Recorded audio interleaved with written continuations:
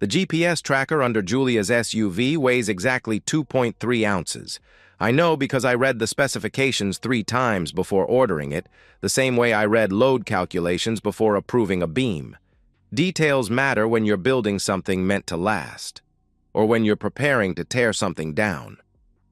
I'm sitting in my truck outside Dan's cabin, engine off, phone recording everything through that living room window.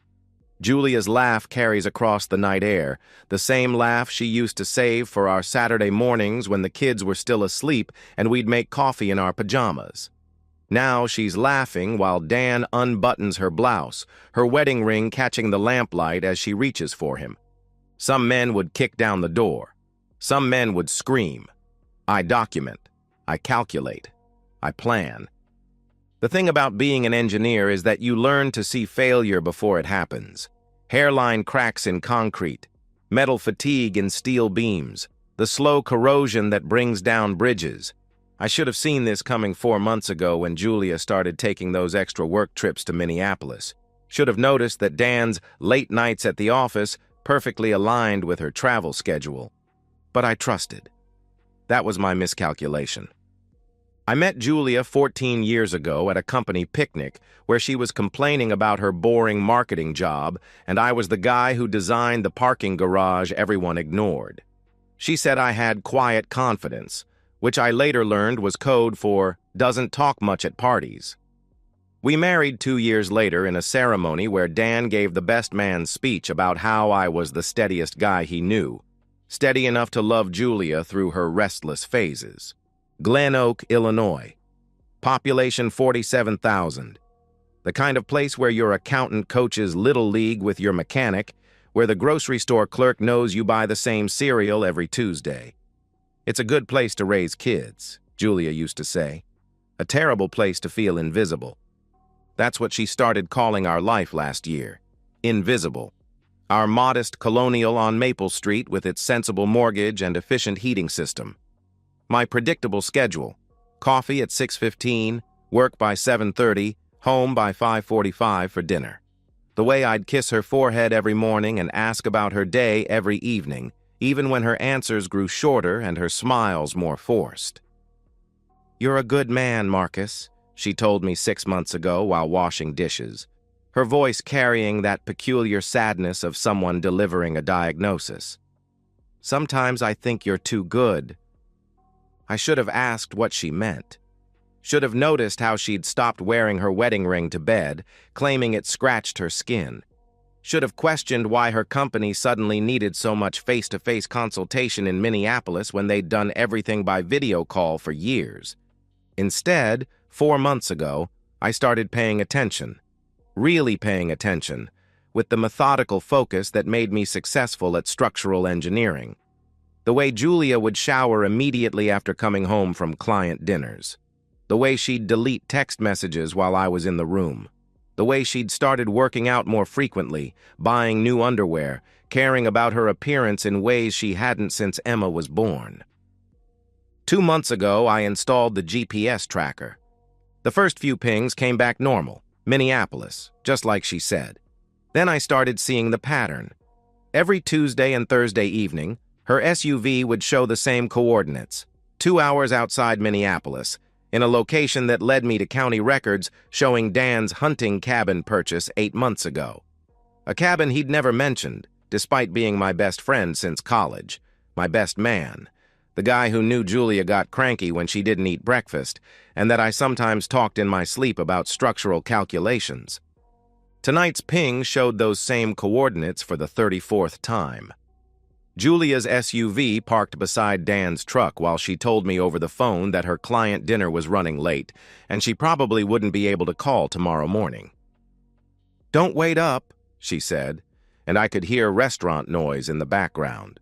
Only now I know it was Dan's television, and the clink of silverware was him opening wine while my wife of 14 years told me not to wait up for her. I'm still sitting in my truck, watching them through that window. Julia's fully undressed now, and Dan's hands are in her hair the way mine used to be on Sunday mornings. They look comfortable together, practiced. This isn't their first time here.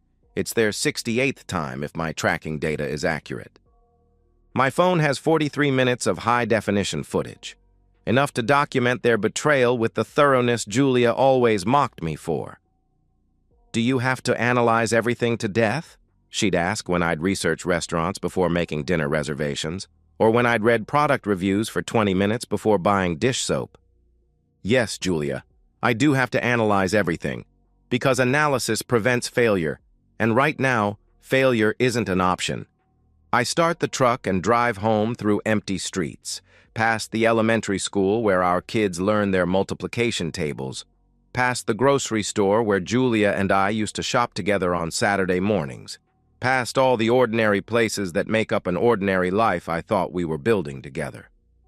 The house is dark when I pull into our driveway. 10-year-old Liam's nightlight glows from his bedroom window, and 12-year-old Emma's gymnastics medal catches the streetlight on her sill. They're sleeping peacefully while their mother betrays everything we built. Inside, I upload the footage to a secure folder, then sit at our kitchen table with a legal pad. Engineers don't just identify structural failures, we design solutions. And Julia was wrong about one thing.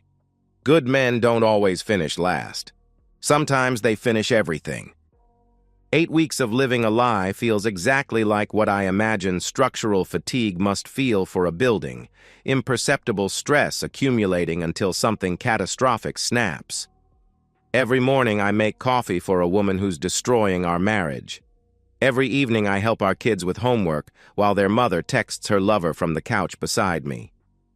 "How was your day?" I ask Julia each night at dinner, the same question I've asked for 14 years. She tells me about difficult clients and demanding deadlines, about the Minneapolis project requiring so much personal attention. She's gotten better at lying, adding specific details about hotels and meeting rooms and conference calls. If I didn't have 2 months of GPS data and 43 minutes of video showing her half-naked in Dan's arms, I might even believe her. "Dad, you're burning the chicken," Emma says, and I realize I've been standing at the stove, spatula in hand, watching my wife lie to our children about her evening phone call to review tomorrow's presentation.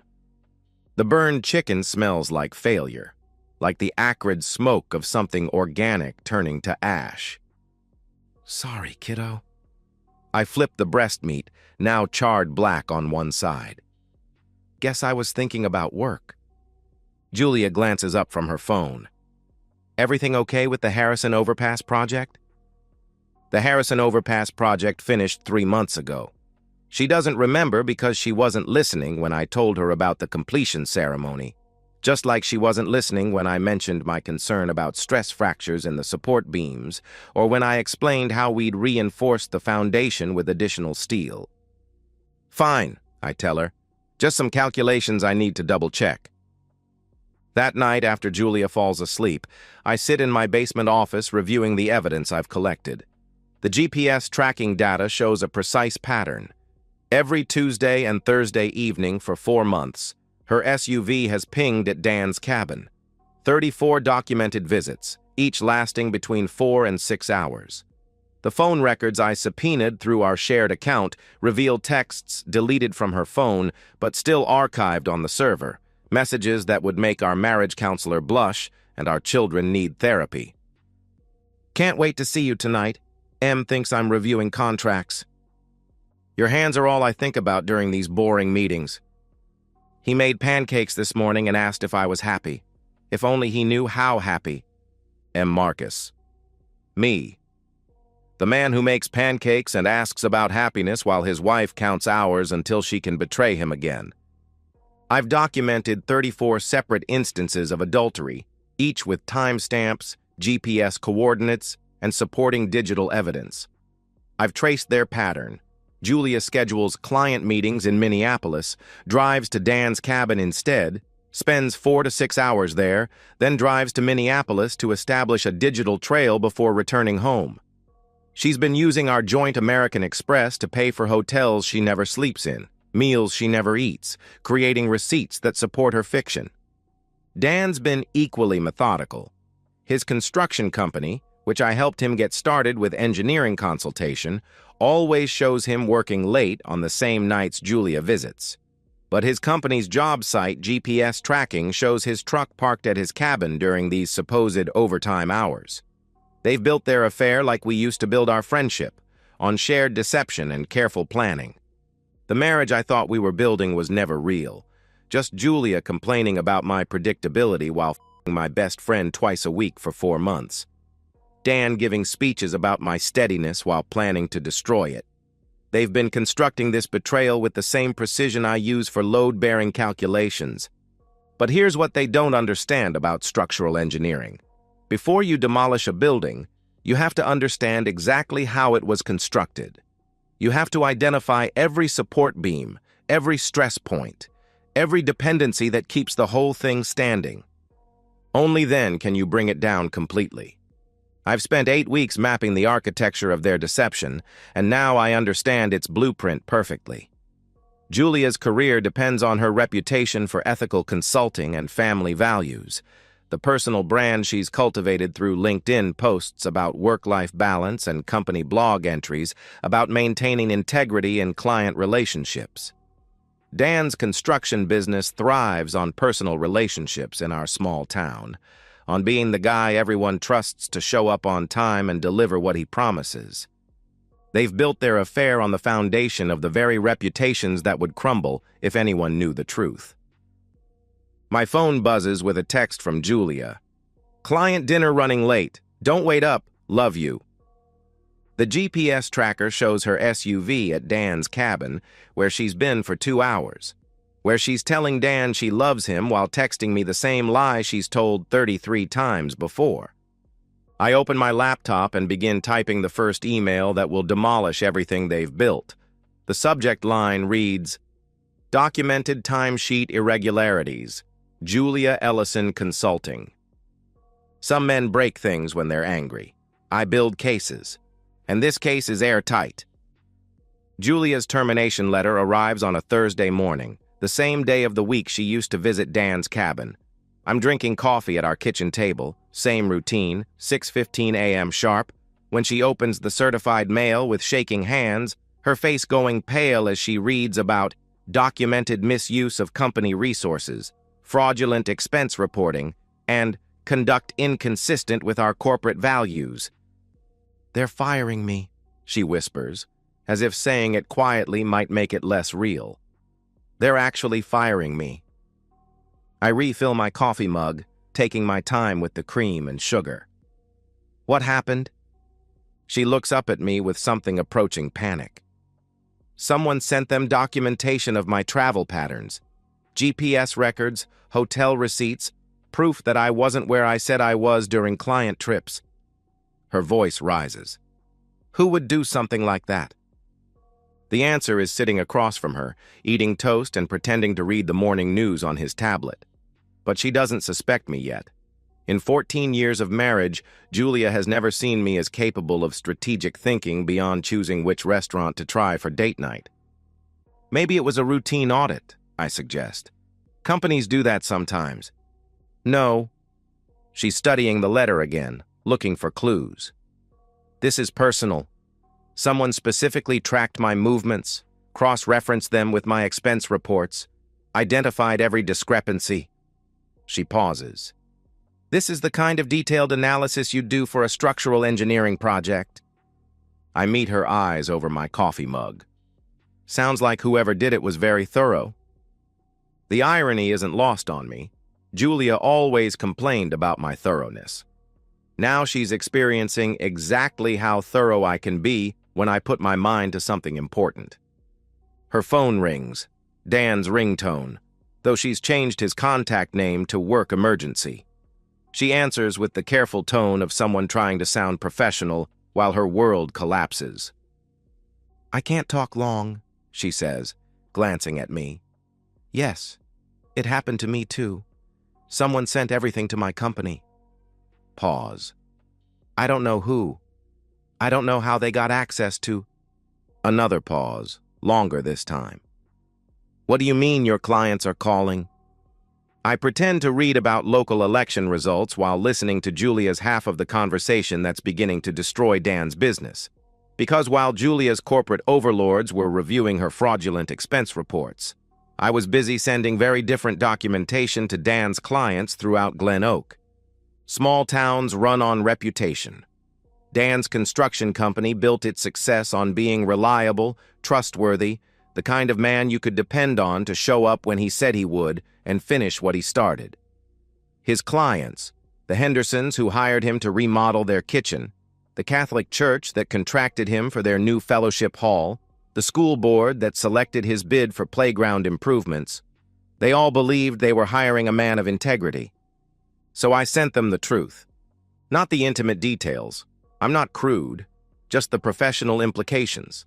Time-stamped evidence that Dan had been billing them for hours he spent at his cabin. GPS documentation showing his truck wasn't at job sites when his invoices claimed he was working late. The kind of systematic fraud that makes clients wonder what else he's been lying about. Some of them are questioning their contracts, Julia whispers into the phone. Everyone's asking questions? Longer pause. Your family found out? How? Another pause. Oh God, Dan. Your mom saw what? I sent Julia's sister the video footage.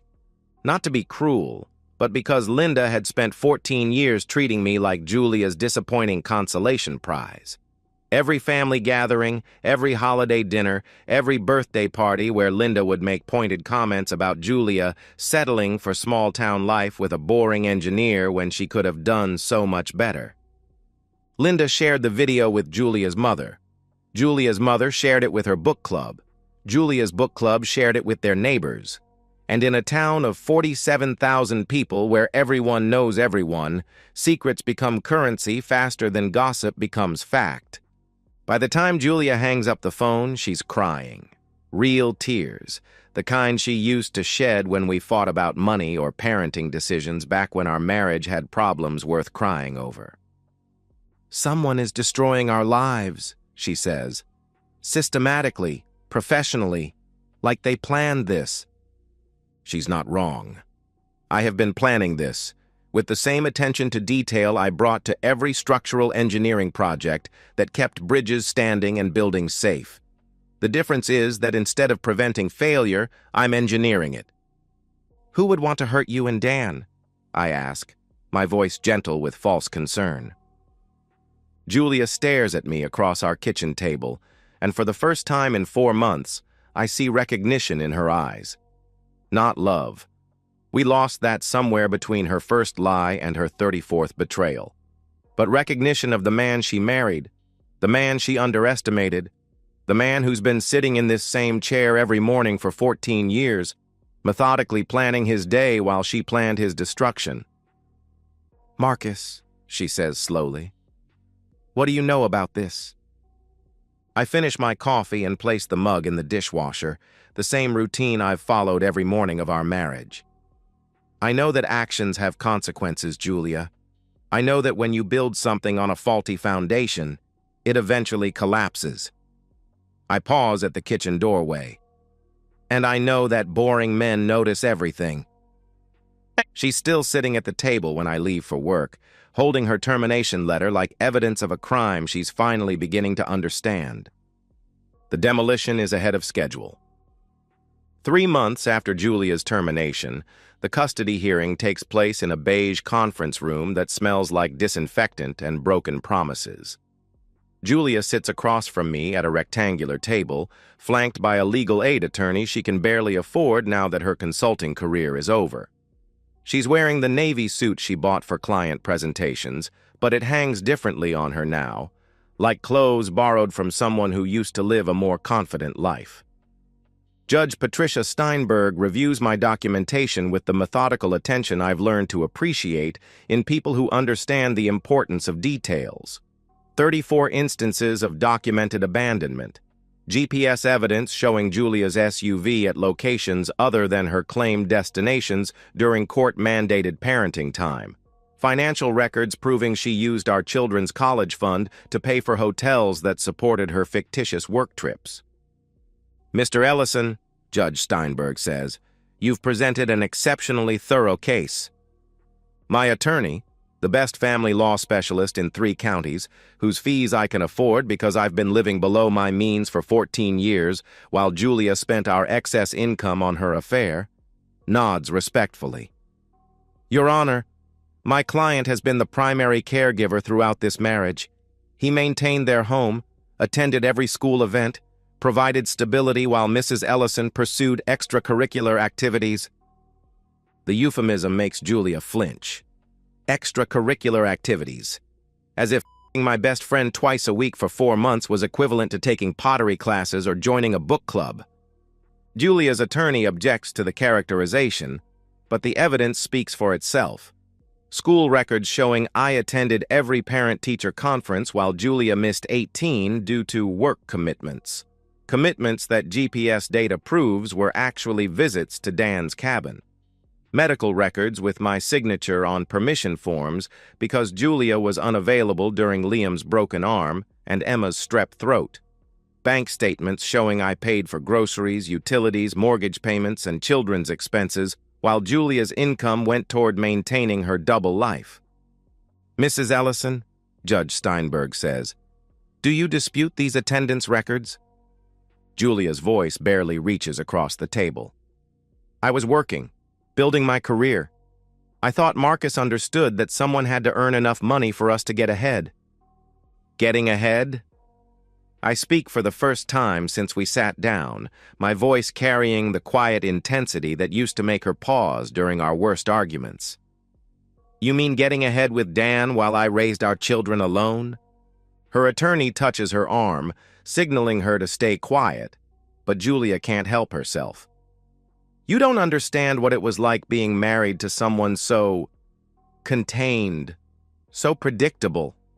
I felt like I was disappearing. So you made sure our children disappeared from your priorities instead. Judge Steinberg intervenes before this becomes a full confrontation, but the damage is done. Julia has just admitted on record that she prioritized her personal fulfillment over her parental responsibilities. Every family court judge in Illinois has heard this argument before, and they know how it ends. The decision takes 18 minutes, full custody to me, with supervised visitation for Julia every other weekend. She's required to maintain employment and attend family counseling before any modification to the arrangement can be considered. She's also responsible for finding alternative housing within 30 days, since her termination makes her unable to contribute to our mortgage payments. Julia stares at the custody order like she's reading a death certificate. In a way, she is. The life she thought she was building with Dan, the future she imagined where she'd eventually leave our boring marriage for something more exciting. All of it just died in a beige conference room that smells like disinfectant and justice. Marcus, she says, as we walk toward our cars in the courthouse parking lot. I know you're angry, but this is cruel. Liam and Emma need their mother. I stop beside my truck, the same vehicle I drove to Dan's cabin that first night when I confirmed what I'd suspected for months. They need a mother who shows up, Julia. They need a parent who puts them first. You're destroying me. No, I correct her. I'm protecting them from someone who already destroyed herself. She starts crying then. The kind of broken sobbing that might have moved me 8 months ago when I still believed we were fighting for something worth saving. Now it just sounds like the structural groan of a building finally admitting it can't support its own weight. The man I married wouldn't have done this, she whispers. I climb into my truck and roll down the window. The woman I married wouldn't have f***ed my best friend twice a week for 4 months while lying to our children about business trips. Julia's face crumples, but I'm already backing out of the parking space. In my rearview mirror, I watch her standing alone beside her SUV, the same vehicle I tracked to Dan's cabin 34 times, the same vehicle that carried her away from our marriage and toward this moment when she finally understands the cost of betrayal. That evening, I help Liam with his math homework while Emma practices piano in the living room. The house feels different now, not because Julia's moved her belongings to the spare bedroom while she looks for an apartment, but because the uncertainty is gone. The questions that had been eating at me for months finally have answers, and the answers have consequences, and the consequences have given me back my children and my peace of mind. "Dad," Liam says, looking up from his worksheet, "is Mom okay? She's been crying a lot." I set down his pencil and meet his 10-year-old eyes, which are still innocent enough to believe that mothers don't lie and fathers always know what to do when the world stops making sense. "Sometimes people make choices that hurt themselves and the people they love," I tell him. "When that happens, the people who weren't making those choices have to decide what comes next." "What comes next for us?" Emma stops playing piano and turns around on the bench, waiting for my answer. Both my children staring at me with the kind of trust Julia used to claim I didn't deserve. The kind of trust that makes a man worthy of the faith placed in him. "We keep being a family," I tell them. "Just a smaller one, but stronger. Definitely stronger." 9 months after the custody hearing, I'm sitting in the same kitchen where Julia used to complain about our boring life, reading Emma's report card while Liam builds a Lego bridge at the table beside me. Both kids are thriving in ways that surprise their teachers. Emma's grades have improved dramatically, and Liam hasn't had a behavioral incident since Julia moved out. Children are more perceptive than adults give them credit for. They knew something was wrong in our house long before I installed the GPS tracker. They felt the tension in our silence, the falseness in Julia's affection when she'd return from her business trips with guilt-motivated hugs and expensive presents we couldn't afford. Now our routines have the stability they were always meant to have. Breakfast at 7:15, school drop-off at 8:30, homework at 4, dinner at 6, bedtime stories that don't get interrupted by urgent work calls from lovers pretending to be colleagues. The predictability Julia found so suffocating has become the foundation that lets our children sleep peacefully. Julia lives in a 2-bedroom apartment across town, working retail at Target, while trying to rebuild a career she destroyed with her choices. She sees the kids every other Saturday afternoon at the library, supervised visits that ensure she can't poison them against me the way she tried during the first month after our divorce was finalized. Dan's construction business took 6 months to completely collapse.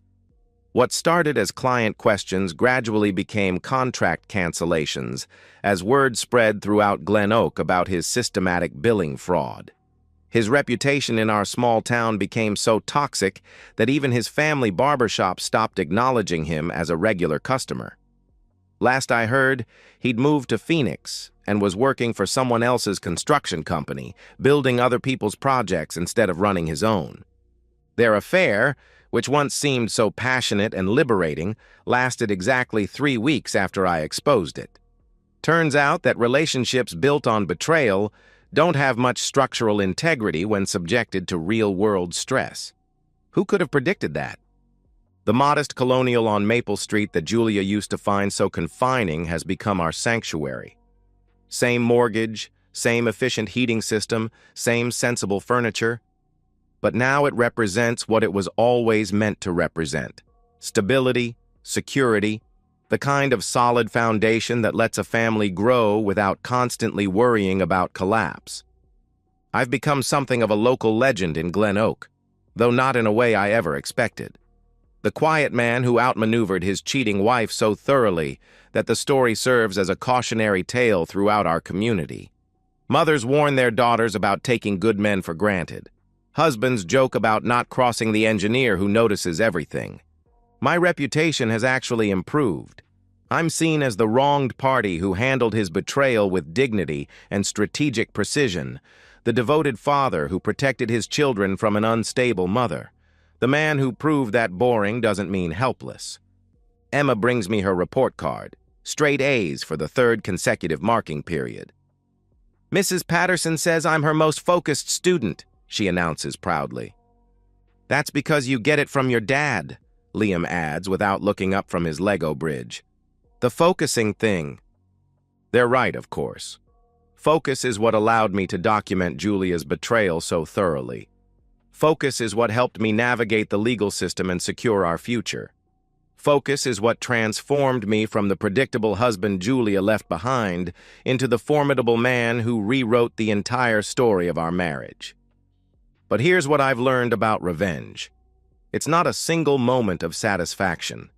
It's not the look on Julia's face when she realized I'd been orchestrating her downfall, or the sound of her crying when the judge awarded me full custody.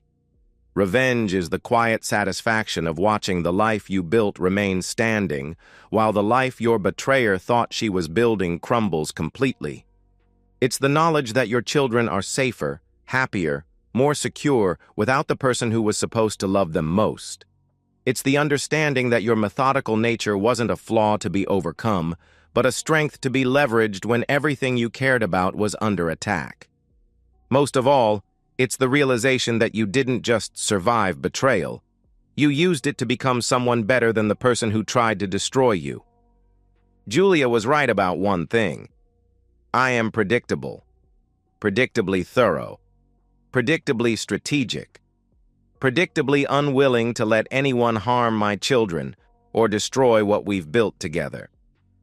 She thought she knew who I was because she'd been married to me for 14 years. But she was wrong about the most important thing. She never understood that boring men don't miss when it matters. And this mattered more than anything. And so, we've reached the end of today's story. Was it what you expected, or did it take a twist you didn't see coming? I'm curious to hear your thoughts. Share them in the comments below, and let's get a conversation going. If this story kept you hooked, make sure to hit that like button. And if you're new here or just haven't subscribed yet, now's the perfect time to join our community. I bring you fresh, captivating stories every day, so click that subscribe button and turn on notifications so you never miss out. Thanks for watching, and I'll see you in the next one.